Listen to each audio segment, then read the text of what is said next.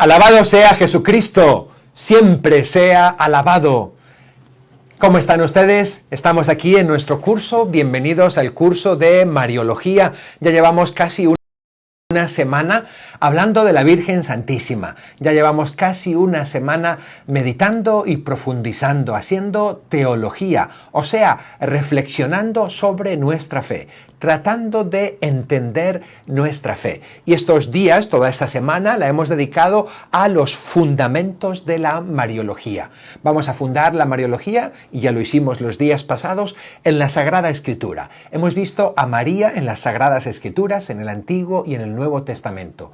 Vamos a ver ahorita, en este día, la Virgen Santísima María en el magisterio de la Iglesia.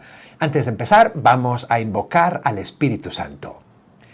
Ven, Espíritu Santo, llena los corazones de tus fieles y enciende en ellos el fuego de tu amor. Envía tu Espíritu Creador y renueva la faz de la tierra. Oremos, oh Dios, que has iluminado los corazones de tus hijos con la luz del Espíritu Santo. Haznos dóciles a sus inspiraciones, para gustar siempre el bien y gozar de su consuelo. Por Cristo nuestro Señor. Amén. En el nombre del Padre, y del Hijo, y del Espíritu Santo. Amén. Y que la Santísima Virgen nos ponga en nuestra mente, en nuestros corazones y en nuestros labios amor.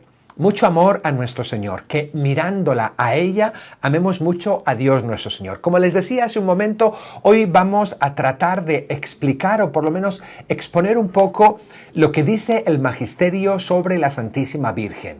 Lo que dice específicamente, lo que la Iglesia cree oficialmente sobre la Santísima Virgen. Antes de eso, como les dije, me han podido enviar preguntas, y sí, he recibido un buen montón de preguntas. Si Dios quiere, mañana las responderé. Mañana he ido respondiendo durante la clase, pero mañana me dedicaré un poco a responder preguntas, además del tema que demos. Solamente quiero hacer una pequeña referencia a una de las preguntas, porque justamente ayer estuvimos hablando de los evangelios, y antes de ayer también estuvimos hablando de los evangelios, y hablamos de los hermanos de Jesús, de María y su primogénito, de que María tuvo otros hijos. Bueno, hay personas que me dicen, padre, en la Biblia sale que los nombres de los hermanos de Jesús eran tal y tal y tal y tal. Y también en la Biblia nos dice que estaban las hermanas de Jesús. Y también en la Biblia nos dice varias veces que vino su madre con los hermanos de Jesús y las hermanas de Jesús. Cierto, todo eso es cierto, pero en ningún momento, si nos queremos poner precisos, en ningún momento en la Biblia dice eran los hijos de María. En ningún momento. Así es que de la Biblia no se puede sacar que María tuvo otros hijos. Tendremos que analizar qué quiere decir con hermanos, y lo explicamos el otro día, pero si nos queremos poner rigurosos, si queremos ir a la Biblia y sacar de la Biblia toda nuestra fe, no hay absolutamente ningún texto que diga que la Virgen María tuvo otros hijos. Ninguno. La forma en que nosotros, los católicos, tenemos de leer la Escritura es esa, decir, María tuvo su primogénito, que es el unigénito, y los que llaman hermanos de Jesús, normalmente la Iglesia dice, pues lee las Escrituras justamente con los ojos de los judíos. Para un judío llamaba hermano a sus familiares cercanos, a sus primos, a los familiares cercanos. Dimos ya el ejemplo, lo repito, como Abraham era un patriarca y todos los que vivían, incluso los pastores, los que cuidaban los rebaños, también eran llamados hijos de Abraham y hermanos entre sí. Era un patriarca, ¿verdad? Pero en ningún momento en la Biblia se habla de que María tuvo otros hijos. Hay personas que dicen, lo que dice la Biblia es cierto. Por supuesto, pero hay que saber leer la Biblia, y además, en la Biblia no hay ningún momento en que diga, María tuvo otros hijos. Ningún momento. Voy a leerles un autor que habla justamente sobre eso. Dice, la deducción que Helvidius un estudioso hizo de que María no permaneció virgen más que hasta el primer parto y que después tuvo otros hijos de su esposo, no tiene ninguna justificación. Y sólidamente no se puede deducir de las palabras de la Biblia que sucedió así, como que tomara lugar después del nacimiento de Cristo el nacimiento de otros hijos. Él es llamado primogénito, pero por el solo propósito de informarnos que Él nació de la Virgen. Lo que ocurrió después no nos es informado por los historiadores. Nadie podrá sostener este argumento de que tuvo más hijos, excepto en el extremo de que sea una persona apegada a las disputas. Y dice, con la palabra hermanos, los hebreos incluyen a todos los primos y a otros familiares, cualquiera que sea su grado de afinidad. Este autor que les acabo de leer se llama Calvino, uno de los reformados, y lo hace, por supuesto, ya cuando está la Reforma. Un reformado. Quiero leerles también otro texto de otro autor, y dice, Cristo fue el único hijo de María, y la Virgen María no tuvo otros hijos aparte de él. Me inclino a aceptar a quienes declaran que los hermanos realmente significan primos. Aquí, ya que el escritor sagrado y los judíos en general siempre llamaban hermanos a los primos. Esto es una explicación de un sermón sobre San Juan, el capítulo 1 y 4, y está escrito por un señor que se llama Lutero. Lutero es lo que dice y el pensamiento que tenía sobre la Santísima. Eso es antes de la Reforma. No. Esto es en 1539, 18 años después de la Reforma. Lutero todavía insistía y decía y defendía. Y bueno, tengo un montón de textos preciosos que habla de María, de que María es nuestra madre, que no es solo madre de Jesús, que es nuestra madre, que María permaneció virgen después del parto, que María está en el cielo, que es un gran ejemplo. ¿Qué más te puedo decir? La forma en que estos autores y que yo y que los católicos tenemos de leer la Escritura es que de la Escritura no podemos sacar la conclusión de que María tuvo otros hijos. No podemos. Nunca dice la Escritura, y María tuvo otros hijos. Nunca. ¿Te quieres apegar a las Escrituras?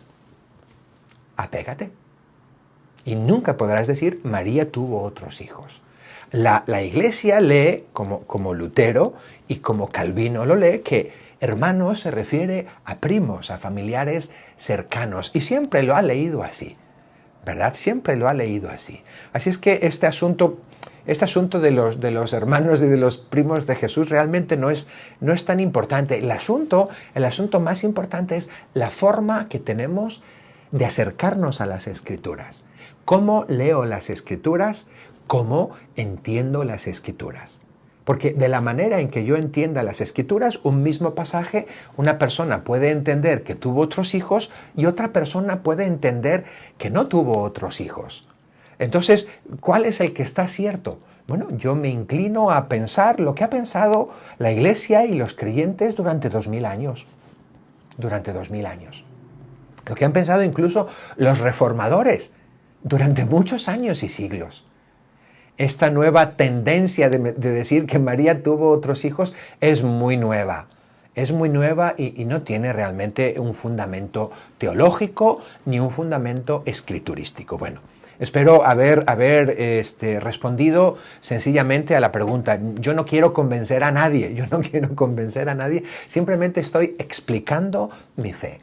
Simplemente estoy explicando mi fe y tratando de que las personas que me están escuchando también la entiendan y puedan explicarla y puedan comprenderla para amarla muchísimo más. Entonces es la Sagrada Escritura, como hemos visto estos días pasados, el alma de la teología. Es la Sagrada Escritura la fuente de la teología. Y en definitiva, la Escritura es la entrega que nos hacen los apóstoles de lo que ellos recibieron. La palabra que ellos recibieron de Cristo nos la presentan. La palabra que ellos refirieron de Cristo nos la dan, nos la entregan. Entrega, en latín se dice traditio. Y Jesús, Jesús nos entrega, nos hace la traditio, nos entrega aquello que ha recibido del Padre. Lo que yo les digo, no lo digo por mí mismo, dice Jesús en el Evangelio de San Juan. No lo digo por mí mismo, es mi Padre el que me manda. Y las palabras que yo digo no son mis palabras, sino las palabras de mi Padre. El Padre hace una entrega, y la entrega maravillosa es Jesús. La traditio maravillosa es Jesús. Y los apóstoles comienzan a recibir también lo que Jesús les ha entregado, y lo comienzan también a entregar a su vez, ¿verdad? San Pablo en la primera carta de los Corintios, capítulo 11, versículo 23 nos dice: yo les transmito, yo les entrego lo que yo mismo he recibido. Y esto Pablo lo está diciendo antes de que los evangelios estuvieran escritos. Los evangelios todavía no estaban escritos y él ya está haciendo la entrega. El mensaje de Jesús está antes de los evangelios, porque el mensaje de Jesús es Jesús mismo. El evangelio verdadero, la buena noticia, es Jesús mismo. Y Jesús mismo que nos entrega a nosotros aquello que es necesario para nuestra salvación, aquello que es necesario que conozcamos de Dios y aquello que es necesario para nuestra salvación. A eso en la Iglesia lo llamamos la tradición. Y cuando hablamos que la fuente de la teología es la Sagrada Escritura y la tradición, nos referimos a eso. Esto hay que explicarlo 800.000 veces porque siempre se pregunta lo mismo. ¿Y por qué la tradición? ¿Qué tiene que ver la tradición? A veces las personas no entienden lo que es la tradición y lo confunden con tradiciones, con costumbres. Cuando estamos hablando de que la Sagrada Escritura y la tradición son fuentes de la teología, no nos estamos refiriendo a costumbres que tiene la Iglesia, de que si celebramos la misa y prendemos 3 velas, o que si el Padre va de color verde o rojo o amarillo, de que si tenemos esta festividad o aquella otra festividad, de que si comemos carne los viernes o no las comemos. Eso son tradiciones eclesiásticas, tradiciones. Y a eso no nos estamos refiriendo. A lo que nos estamos refiriendo es a la tradición, a la entrega que Dios nos hizo de su Hijo, la buena noticia, el Evangelio vivo, y a la entrega que el mismo Señor hizo de sí mismo y de su enseñanza y de su persona y de su doctrina y de su gracia a los apóstoles. Y la entrega que los apóstoles, la traditio apostólica, la entrega que los apóstoles nos hicieron, ¿verdad? Y ha venido manteniéndose y hemos venido entregando de generación en generación. Y la Iglesia entrega el mensaje recibido a través de la liturgia, a través de la predicación, a través de la enseñanza, a través también de las obras sociales. Está entregando el amor a los pobres que el Señor y a los necesitados que el Señor nos enseñó. Eso es la tradición. Y estoy explicando esto, ¿verdad? Estoy explicando esto porque es necesario ahora que veamos el magisterio, para entender qué es el magisterio. El magisterio no van a ser cosas que la Iglesia se inventó y las puso como dogmas y nosotros tenemos que creerlas. No. Es cosas que ha recibido del Señor, ya sea en la tradición apostólica viva, digamos, ya sea en la tradición a través de las Sagradas Escrituras.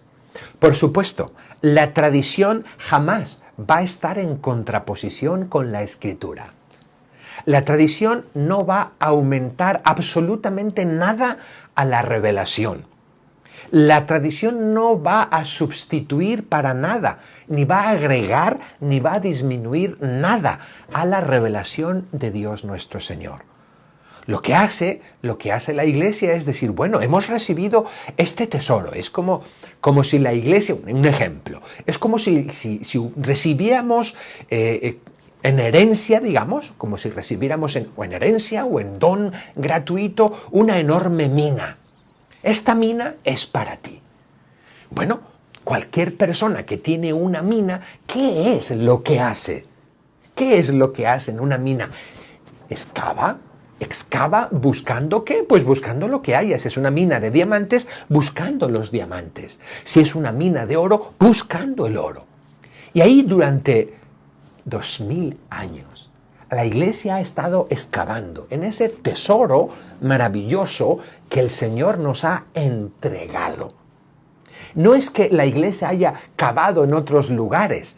los dogmas de la iglesia, las enseñanzas de la iglesia, no son cosas diferentes. Es ese tesoro tan maravilloso. La iglesia ha tenido tiempo, mucho tiempo, 2000 años para excavar.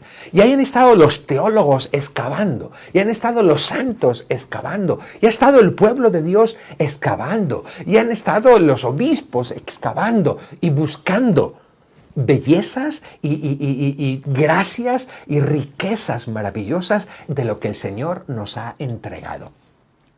Y de vez en cuando uno ha estado excavando y ha dicho, ¡oh, he encontrado un tesoro! Y se lo lleva al especialista, y el especialista lo mira y ve el diamante y dice, ¡oh, pues no es un diamante! Lo sentimos muchísimo, esto no es un diamante.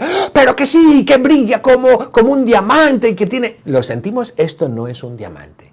Y la iglesia dice, lo sentimos, no es parte de la revelación. Esto es una piedra brillante o esto es un cristal, ¿verdad? Y simplemente, pero no es un diamante. ¡Oh, he encontrado oro! ¡He encontrado oro! Y te lo llevan y lo examinan y le... No, esto no es oro. Esto es lo que fuera, no sé, esto es cromo o esto es cualquier otro metal. Entonces, la iglesia que va escarbando y los teólogos que van escarbando, muchas veces algunos teólogos o algunos obispos intentan o creen que han descubierto un tesoro. Y la iglesia dice, con la inspiración de Dios, con la gracia que Dios tiene, le dice, no, esto no es cierto, esto no está de acuerdo con las Escrituras, esto no está de acuerdo con lo que hemos venido recibiendo. Esto no es parte del magisterio. Esto no es parte de la enseñanza que nos dio el Señor. Sí, más o menos me voy explicando. Entonces, cada vez se va profundizando más y seguiremos profundizando muchísimo más en nuestra fe. No habrá nunca una fe nueva, porque Dios ya nos lo entregó todo. Ya nos hizo la traditio completa.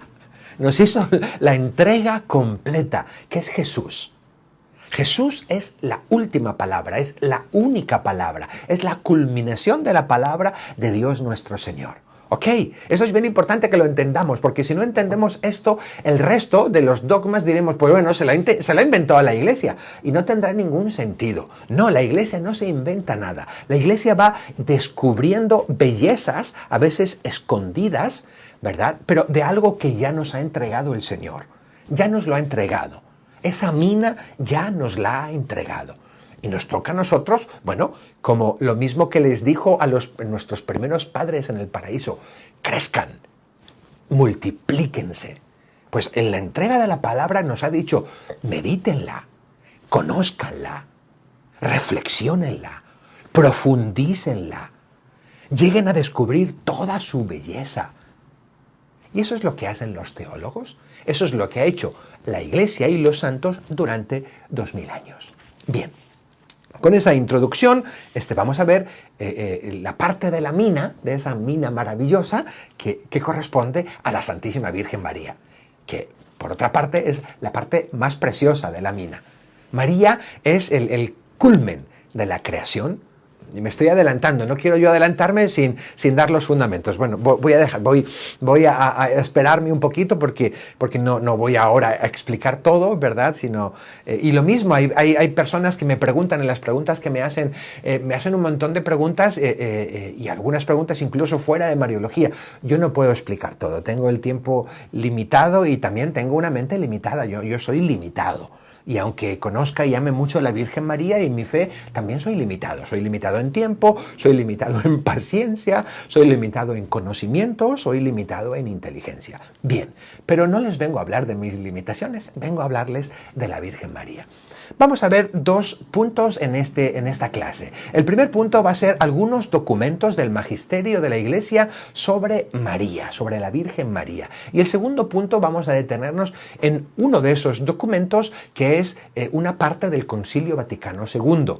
¿Okay? Una encíclica, una constitución que se llama Lumen Gentium. Constitución dogmática sobre la Iglesia. Y veremos el capítulo 8 concretamente que nos habla de la Virgen María. Comenzamos entonces sobre algunos documentos. Igualmente, no puedo hablar de todos los documentos y voy a hablar muy lentamente, muy poquito de cada documento porque son muchísimos. Bien, el primer documento oficial de la Iglesia, Antes, otra parte de la introducción. La Iglesia hace documentos, ya sea en concilios, ya sea por cartas de los papas, etcétera, etcétera. Por así decir, la Iglesia hace esos documentos y hace esos dogmas y enseña magisterialmente, por así decir, a base de empujones. De empujones. La Iglesia no es que los papas o los obispos se levanten por la mañana, oh, vamos a hacer un documento, venga, vamos allá. No, la fe de la Iglesia la tiene ahí. Cuando hay una necesidad especial por error, cuando hay una necesidad especial porque hay un clamor muy grande de los fieles sobre algún aspecto, o sea, cuando la Iglesia se siente empujada, es cuando comienza a hacer los dogmas, cuando comienza a definir y a decir, hey, esta es la fe de la Iglesia, y lo decimos claramente. Esta es la fe que recibimos de Jesús, y lo decimos claramente. ¿Ok? Bien.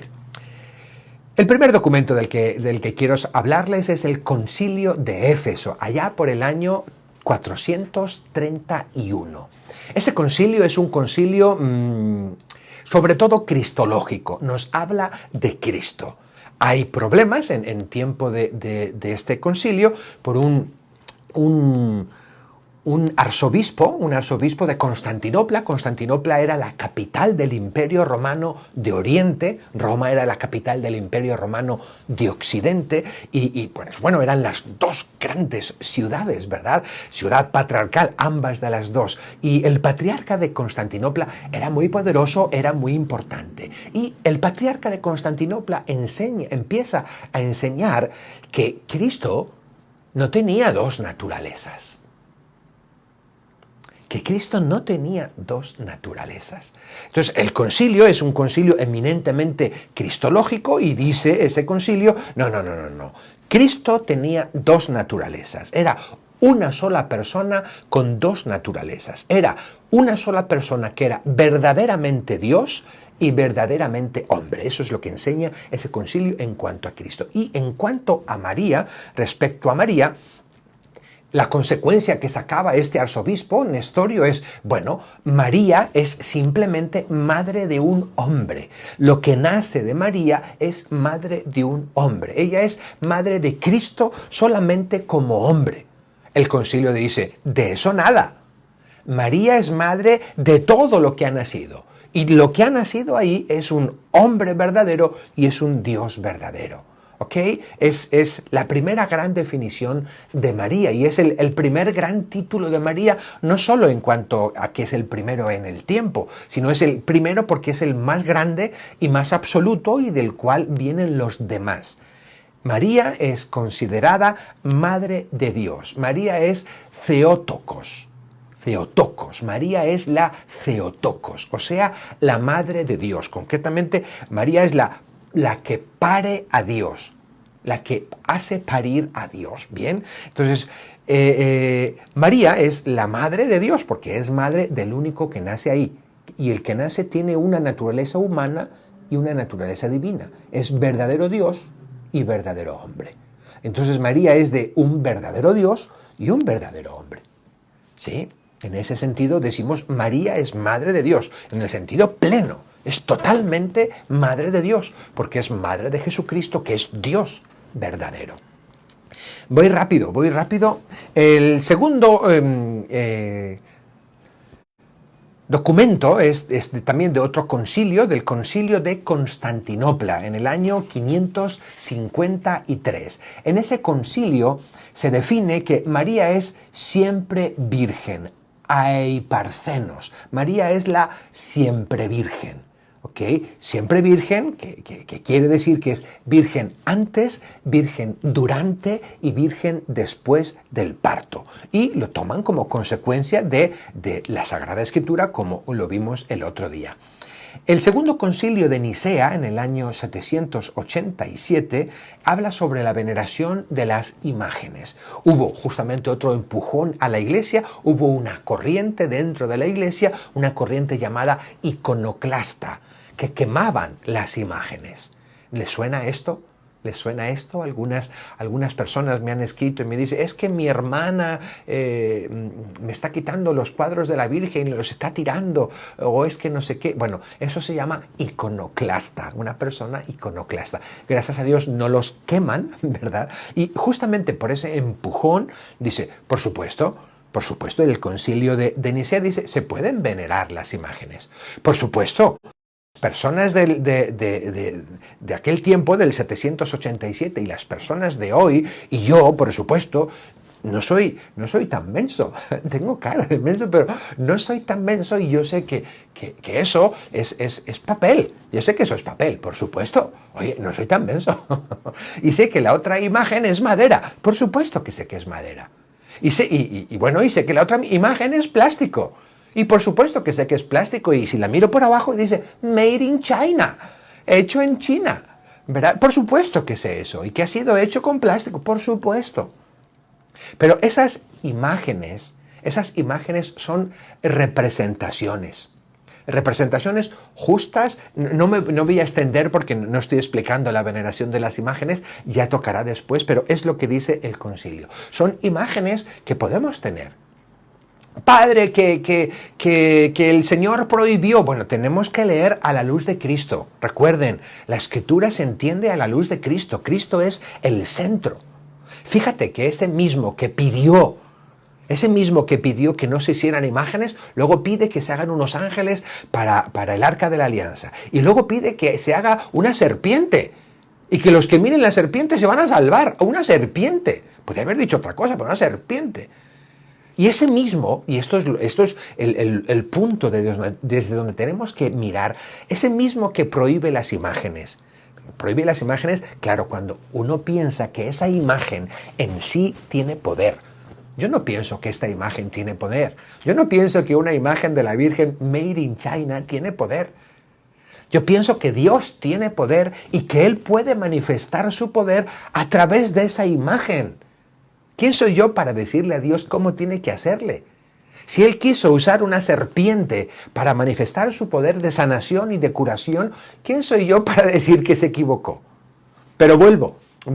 Vámonos al centro, vámonos a Cristo. Ese Dios invisible que no se puede tocar, que ha dicho no hagan imágenes, ese Dios como que cambia. No es que Dios cambie, porque Dios jamás cambia, pero cambia en el sentido de que se encarna, se hace tocable, se hace palpable, se hace visible. El Dios invisible que se manifestaba en el Antiguo Testamento, ahora en Jesús nos da la clave, se hace palpable. Después de Jesús, con la encarnación, una consecuencia lógica de la encarnación es que no hay ningún problema con las imágenes. Siempre que usemos las imágenes como lo que son, como imágenes que nos llevan a amar a Dios nuestro Señor, referencias que nos llevan a Dios. Y siempre que sepamos que un pedazo de madera o un pedazo de plástico made in China en sí no tiene poder, no son talismanes que se cargan con poder. No son talismanes. Son medios y canales por los que Dios manifiesta su gracia. Eso es lo que dice el Concilio de Nicea, y dice, se pueden venerar las imágenes. La Constitución Concordam de Pablo IV en el Concilio de Trento habla sobre el dogma de la virginidad perpetua de María. También hay otro texto sobre la virginidad de María que no les he puesto, se me pasó, disculpen muchísimo, ¿verdad? Es la primera definición oficial sobre la virginidad de María, está hecha por el Papa Martín I en el Sínodo de Letrán, en el año 649. Y dice que la Virgen permaneció virgen indisolublemente después de su parto, ¿verdad? en el parto y después de su parto. Bien. Y después hay diversos documentos, más documentos que nos hablan de la Virgen María. El breve Sollicitudo Omnium Ecclesiarum, todas estas palabras que no entendemos son en latín. Y todos estos documentos, si ustedes van a Google, los pueden tomar. Y los pueden sacar de Google y los pueden guardar y los pueden imprimir si quieren. Yo no se los puse en los apuntes porque si no van a terminar con un libro así de gordo. Van a terminar con un libro gordísimo, ¿verdad? Pero eso lo tienen ustedes ahí en internet, todos estos documentos. Este documento entonces, Sollicitudo Omnium Ecclesiarum del 1661, habla sobre María preservada del pecado original. Va avanzando, todavía no se declara así, pero va avanzando el dogma de la Inmaculada Concepción. María fue preservada del pecado original. En la bula Ineffabilis Deus, el Papa Pío IX habla y declara el dogma de la Inmaculada Concepción. 1854. María fue preservada inmune de toda mancha de pecado original en atención a los méritos de Jesucristo Salvador. María también necesitaba ser redimida. María también necesitaba ser salvada. María no fue exenta de la salvación. María no fue exenta de la redención. María fue exenta del pecado. No sé si logro hacer la diferencia. ¿Ok? Dios nos puede salvar.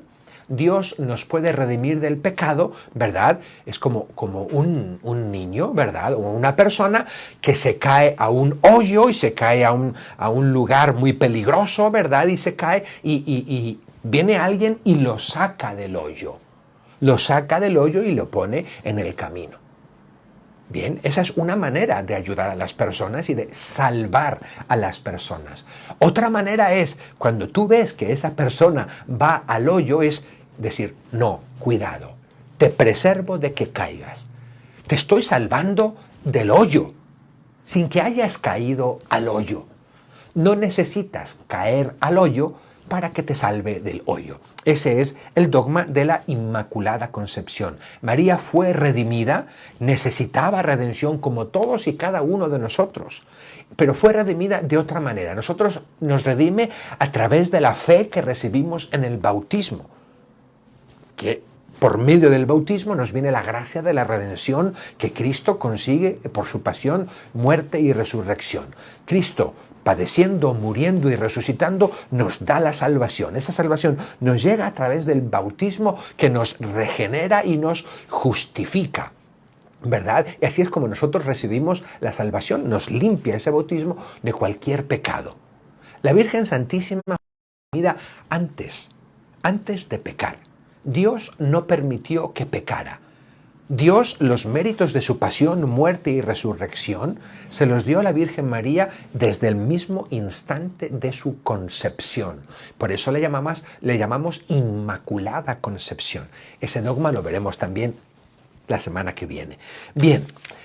Después, en la encíclica Magni Dei Matris se habla sobre el rezo del rosario, el Papa Pío XIII. Encíclica Ad Die Nihil Letissimus se habla sobre la espiritualidad mariana, sobre el culto a María y la espiritualidad mariana. Lux Veritates, 15 centenario del del concilio de Éfeso.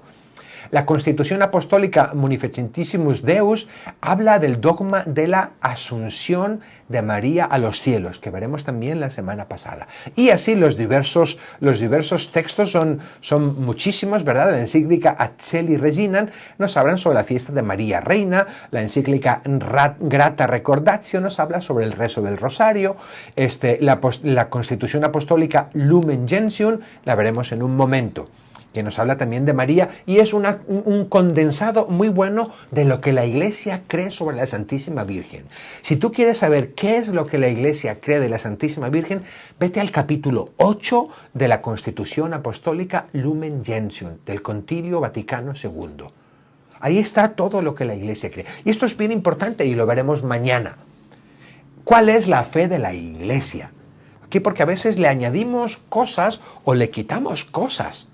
Y queda una fe un poco distorsionada, quedan, en México dicen, le echaron demasiado crema a los tacos, ¿verdad? Y quedó pura crema, un taco de crema, no hay quien se lo coma. Bueno, algunos se los comerán, ¿verdad? Pero en nuestra fe no podemos ir añadiendo cosas que no son conforme a la fe. La Constitución Apostólica Lumen Gentium nos habla precioso de María. Nos habla, es un compendio, no hace falta que te compres este libro tan gordote sobre la Virgen María. Lee, reflexiona, profundiza y comprende ese capítulo. Y es lo que vamos a intentar hacer en un momento. Bien, después está la encíclica Mense Maio, también del Papa Pablo VI, sobre la devoción a María. Buenísima esa encíclica. Y se llama justamente en el mes de mayo. Así se llama. Mayo es mes que nosotros dedicamos a la Virgen María. Está la exhortación apostólica también del Papa Pablo VI, Christi Matri, que nos habla sobre los títulos o las invocaciones de María como Madre de la Iglesia y como Reina de la Paz. Signum Magnum nos habla de las apariciones de Fátima, ¿verdad? Y luego está la Marialis Cultus también. Este es otro de los documentos esenciales. Marialis Cultus. Así como el Concilio Vaticano, el capítulo 8 de la Lumen Gentium en el Concilio Vaticano es un compendio de Mariología, la Marialis Cultus es un compendio de devoción a la Virgen María. Precioso. No se lo pierdan, ojalá que en este mes lo puedan leer. Está después Recurrens Mensis Octuber sobre el rezo del Rosario, la Redentoris Mater del Papa Juan Pablo II, muy buena, sobre el papel de María en la obra de la salvación. ¿Qué papel tiene María en la obra de la salvación? Buenísima encíclica, muy larga pero muy buena. Cómo María apoya, colabora en la obra de la salvación. Colaboró y sigue colaborando. Cómo colaboró con Cristo en la obra de la salvación en su vida y cómo sigue colaborando ahora. La carta apostólica Rosarium Virginis Mariae del Papa Juan Pablo II, en la que habla sobre el rosario nuevamente y que también introduce los misterios luminosos. ¿Ya rezas los misterios luminosos? Porque esto es desde el 2002, hace ya 18 años, ¿verdad? Y está después, el último documento que les dejo es el Directorio sobre la Piedad Popular y la Liturgia de la Congregación para el Culto Divino y la Disciplina de los Sacramentos, también del 2002, que habla sobre la devoción a la Virgen María en general y sobre devociones particulares.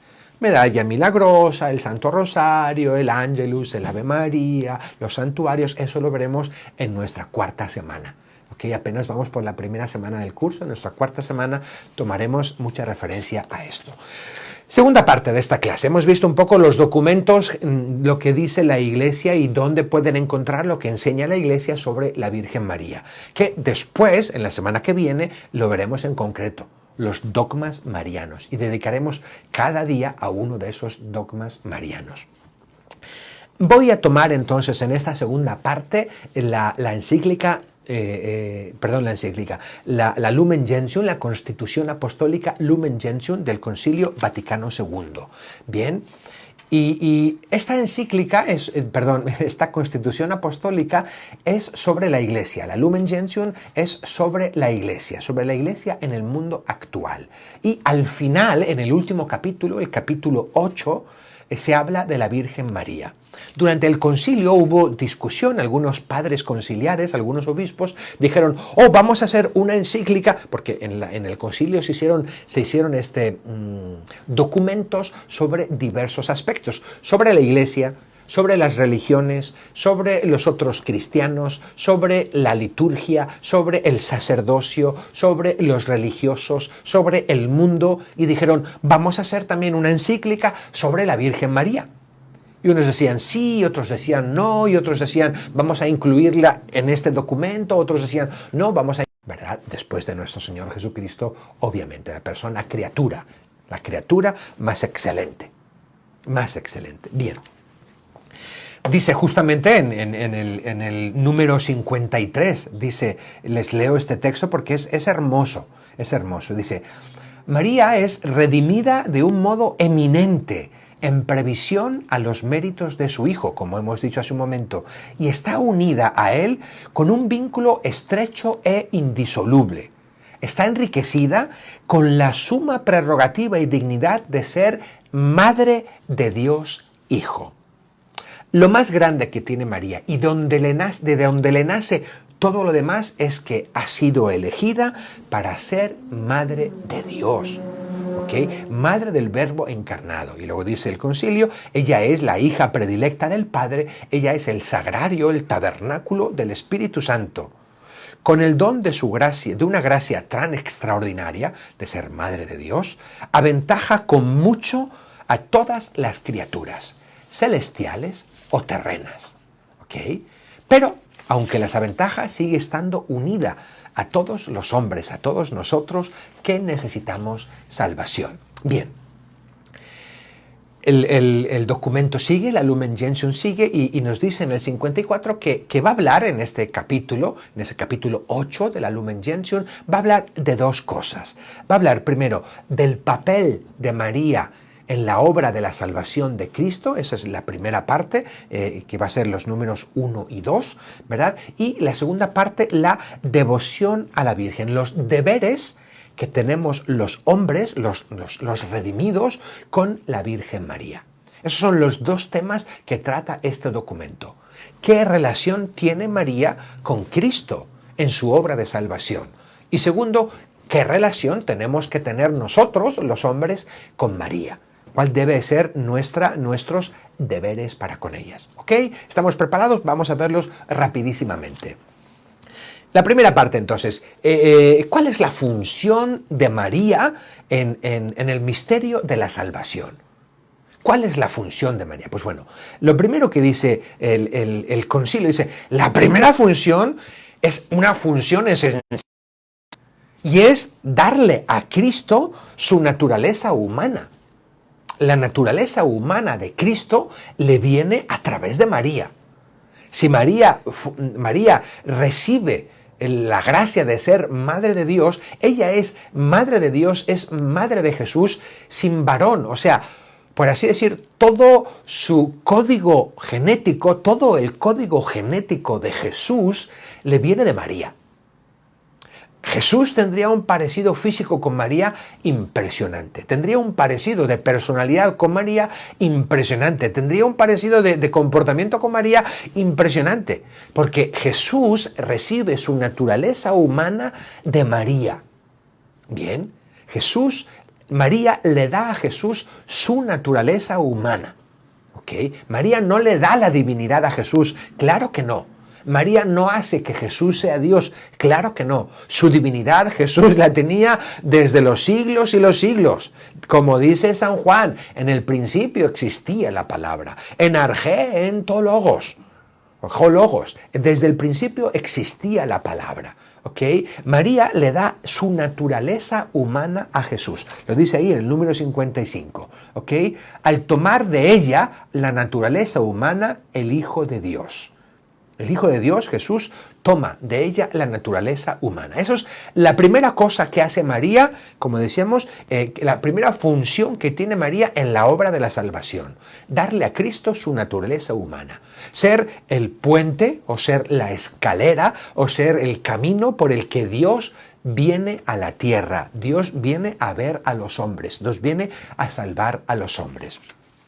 Y esto lo hace con una colaboración activa. Sigue en el número 56, tiene una aceptación. María acepta ser la madre, dice un sí a Dios. Cuando se lo dijo al ángel, dice un sí. María no es una colaboradora pasiva, no es pasiva, es activa. Le dice sí, dice un sí total, ¿verdad? Ella es la llena de gracia, ella es la panaguía, la Inmaculada Concepción, y dice, yo soy la esclava del Señor, que se cumpla en mí según tu palabra. Y ese es el segundo aspecto de colaboración de María con la obra de la redención. Se hace esclava que sirve y colabora. Esclava que sirve, estamos en el número 56, ya en la página 22. Esclava que sirve y colabora. María no fue un instrumento, dice el concilio, puramente pasivo en las manos de Dios, sino que cooperó. Cooperó en la obra de la salvación de los hombres de una forma libre, con toda su fe, con toda su esperanza, con todo su amor y con toda su obediencia. ¿ok? Colabora de esa manera. Siguiente, María, además de colaborar, de darle a Jesús su naturaleza humana, de recibir Jesús de ella su naturaleza humana, de colaborar activamente diciendo sí, María también, número 57, está esta unión de la madre con el hijo en la obra de la salvación se manifiesta desde el momento de su concepción virginal hasta su muerte. Y podemos hacer un recorrido como lo hicimos por los evangelios y María está allí, y ese número 57 y 58 es justamente un recorrido histórico en los evangelios sobre la colaboración de María. Lo pueden leer ustedes porque ya voy un poco retrasado. Bien. Siguiente, eso es la colaboración que María tuvo con Jesús mientras Jesús estaba. Y uno puede decir, bueno, ya Jesús no está, ya María no está tampoco aquí en la tierra, ¿qué hace? ¿Qué hace la Santísima Virgen? Ahí nos habla el número 3, los numerales 60, 61, 62, 63, hasta el número 65. Bien. Habla María, dice, bueno, primero que nada, Jesús, número 60, Jesús es el único mediador. Jesús es el único mediador. Eso los católicos lo tenemos clarísimo. El único mediador entre Dios y los hombres es Cristo Jesús. 1 Timoteo 2, del 5 al 6. Porque uno es Dios y uno también es el mediador entre Dios y los hombres. El hombre, Cristo Jesús. El hombre, Cristo Jesús. Lo repito por tercera vez. El hombre, Cristo Jesús. Si Jesús no se hubiera encarnado, no podía ser mediador entre Dios y los hombres. Si es mediador es porque se ha hecho hombre. Si Jesús es mediador es porque se ha hecho hombre, porque tiene naturaleza humana. Pregunta, ¿de dónde recibió esa naturaleza humana? Muy bien, de María. ¿Okay? Cristo es el mediador y lo es por su naturaleza humana. No lo digo yo, ni lo dice la Iglesia, sí, lo está diciendo la Sagrada Escritura. ¿Okay? Uno es el mediador entre Dios y los hombres. El hombre, Cristo Jesús. Y si es hombre, es que tiene una naturaleza humana. ¿Y esa naturaleza humana de quién la recibió? Si solo nació de María. María. Por supuesto que todos venimos de Dios, por supuesto.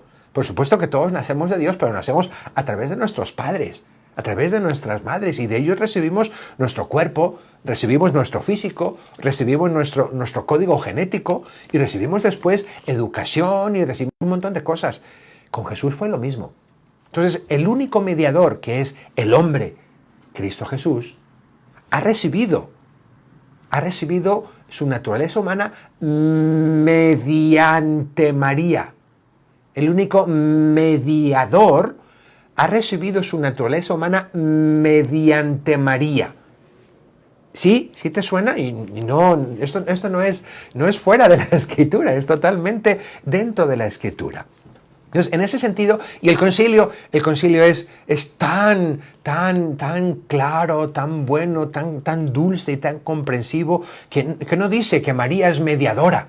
No dice en ningún momento que María es mediadora. ¿Ok? No lo dice, por lo menos en este momento, ¿verdad? No dice que es corredentora, no dice, María cooperó en la misión, tuvo esa misión maternal. Y luego dice ahí también en el número 60, dice, y tuvo influjo salvífico, ¿ok? Influyó salvíficamente, así como influyó en las bodas de Caná, en su decisión de Jesús de hacer el milagro y de adelantar la hora. Tiene un influjo salvífico, ¿verdad? Y sigue teniéndolo ese influjo salvífico. Bien, María cooperó, número 61, María cooperó y por eso María es nuestra madre en el orden de la gracia. Dice el discípulo, he ahí tu madre. Y eso es no en el orden familiar, como lo explicamos ayer, sino en el orden de la gracia. María tiene entonces un influjo como madre en el orden de la gracia. ¿Ok? La gracia increada es Cristo. Cristo es toda gracia. Cristo es toda gracia. Y ese Cristo que es toda gracia viene a través de María, viene por medio de María, viene por mediación de María. Bien, por eso María tiene ese poder de intercesión, dice el concilio en el número 62, y ya lo explicaremos cuando hablemos de la semana que viene de los dogmas marianos. Dice, pues María, asunta a los cielos, no ha dejado esta misión salvadora, sino que con su múltiple intercesión continúa obteniéndonos los dones de la salvación eterna. No, María no nos salva. María no nos salva. El único salvador es Jesús, pero nos obtiene. Así como ella nos obtuvo el nacimiento del Salvador, que es la gracia personificada, nos obtiene las gracias. No porque ella las crea, María no puede crear las gracias. No porque ella nos salva, María no puede salvarnos, no es salvadora. El único salvador es Jesús. El único mediador es el hombre, Cristo Jesús. ¿Ok? Pero a través de ella se hace hombre y a través de ella nos viene la gracia increada y también a través de ella nos sigue viniendo la gracia. La mediación única del Redentor no excluye, sino que suscita en las criaturas diversas clases de cooperación. Repito, porque esto me parece importante. La mediación es el número 63 en la página 24. La mediación única del Redentor, de Cristo Jesús, la mediación única del Redentor no excluye, sino que suscita en las criaturas diversas clases de cooperación participada de la única fuente. Las criaturas también participamos y colaboramos en la redención. Eso es lo que dice la Escritura. 1 Corintios 3:9. Somos colaboradores de Dios. Tú y yo también somos colaboradores de Dios. No lo digo yo, no lo dice la Iglesia Católica, lo dice la Sagrada Escritura. 1 Corintios 3:9. Somos colaboradores de Dios. Y lo que sí dice el concilio es que cada persona colabora en cierto grado en esa obra de Dios. Y la obra de Dios es la salvación. Somos colaboradores en la salvación. Somos colaboradores en la redención. No somos redentores. Ni tú ni yo somos redentores. Ni María es redentora. María es colaboradora en grado sumo en la redención. Colaboró con Cristo y sigue colaborando todavía. Lo dejo aquí, termino aquí porque quiero terminar con una oración. Y ustedes terminen de leerlo.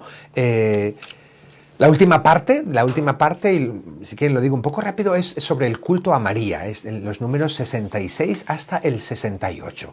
Y dice que el culto a María lo podemos resumir en 4 cosas. El culto a María se resume en veneración, amor, invocación e imitación.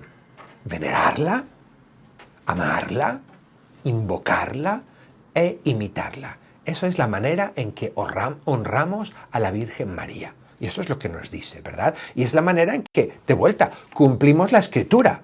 El concilio nos lo dice, todas las generaciones me llamarán bienaventurada. Eso es la veneración, ¿verdad? Y la amamos, porque amamos lo que Cristo amaba. Y la invocamos como Cristo lo hacía y intentamos imitarla como a la mejor de las creyentes.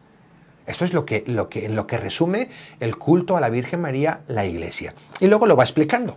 Va explicando que hay un culto litúrgico en el número 67 y luego hay otro culto de piedad, ¿verdad? Y bueno, y por último, en el número 67, al final, habla sobre la fe, el amor y la imitación a la Virgen María. Termino entonces leyendo, como lo hice ayer, este texto hermoso del Acacistos, de este himno a la Virgen María. Deseaba la Virgen, estoy leyendo otra estrofa, es larguísimo y cada día a ver si puedo leer una estrofa o si no leeré otro texto. Deseaba la Virgen comprender el misterio y el heraldo divino pregunta, el ángel Gabriel, ¿podrá dar a luz criatura una Virgen? Responde, te ruego, le pregunta la Virgen a Gabriel. Reverente Gabriel contestaba y así le cantaba. únanse a mí desde el lugar en que están escuchando, únanse a mí, cantándole a la Virgen.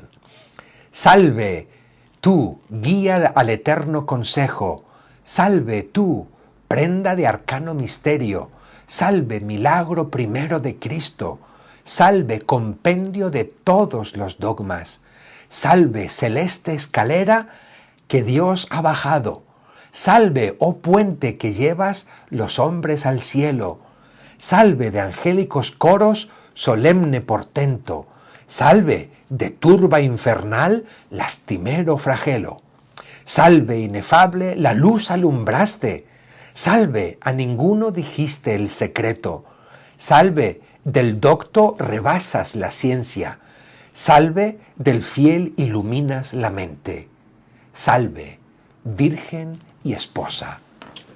Amén. Que Dios les bendiga, que tengan muy buena noche. Si tienen preguntas, con mucho gusto las escriben sobre la página y aquí estamos.